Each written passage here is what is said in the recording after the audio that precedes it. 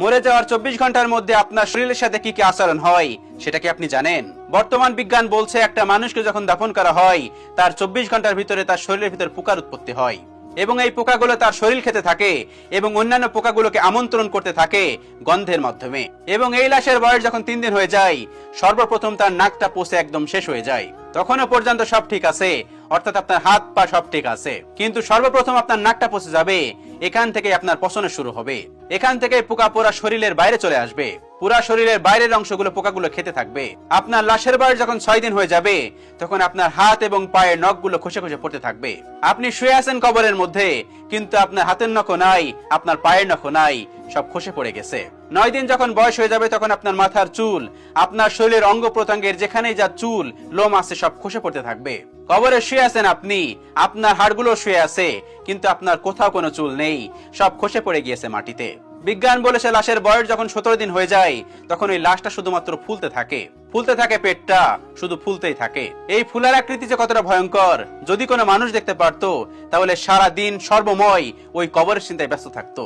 ফুলতে ফুলতে একবারে যখন লাস্ট স্টেপে পৌঁছে যায়, তখন একটা বিকট আওয়াজের সঙ্গে তার পেটটা ফেটে যায় এবং ভিতরে যত নাড়ি বুড়ি আছে সব পচে বের হতে থাকে এবং এগুলো পোকারা খুব আনন্দের সঙ্গে খেতে থাকে।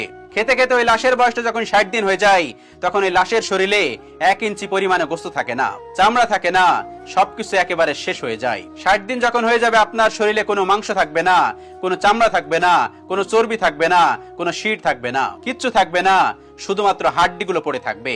যে শরীর নিয়ে আপনি দুনিয়ায় এত বড়াই করেছেন, এত অহংকার করেছেন, যে শরীরের যত্ন নেওয়ার জন্য আপনি বিদেশে দামি দামি কসমেটিক ব্যবহার করেছেন, কিন্তু এই শরীরটা আপনি ইসলামের পথে কাজে লাগাননি। আল্লাহ পাকের দেওয়া শরীর কখনো আপনি আল্লাহ পাকের জন্য ব্যবহার করেননি। হালাল হারাম তোয়াক্কা না করে এই শরীরকে আপনি সবসময় ব্যস্ত রেখেছেন। আপনার এই শরীরটা 60 দিনের মধ্যেই সবকিছু শেষ হয়ে যাবে, আর কিছুই অবশিষ্ট থাকবে না। বিজ্ঞান বলেছে ওই লাশের বয়স যখন 90 দিন হয়ে যায়, তখন তার হাড়গুলো সব একসঙ্গে ছিল, মানে জোড়া জোড়া ছিল, এক একটা গিরার সঙ্গে আর একটা গিরা লাগানো ছিল। কিন্তু 90 দিন যখন পার হয়ে যায়, তখন এই গিরাগুলো সব খুলে যায়। কি বুঝলেন? 90 দিনেই সবকিছু শেষ। 60 দিন পরে সবকিছু শেষ হয়ে যায়, কিন্তু 90 দিন পর বাকি আর কিছুই থাকে না। কিসের এত অহংকার? কি নিয়ে বড়াই করেন? একবার নিজেকে প্রশ্ন করুন। আল্লাহ রাব্বুল আলামিন আমাদের সকলকে বোঝার তৌফিক দান করুন, আমিন।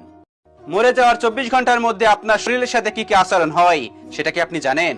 বর্তমান বিজ্ঞান বলছে একটা মানুষকে যখন দাফন করা হয়, তার 24 ঘন্টার ভিতরে তার শরীরের ভিতরে পোকার উৎপত্তি হয় এবং এই পোকাগুলো তার শরীর খেতে থাকে এবং অন্যান্য পোকাগুলোকে আমন্ত্রণ করতে থাকে গন্ধের মাধ্যমে।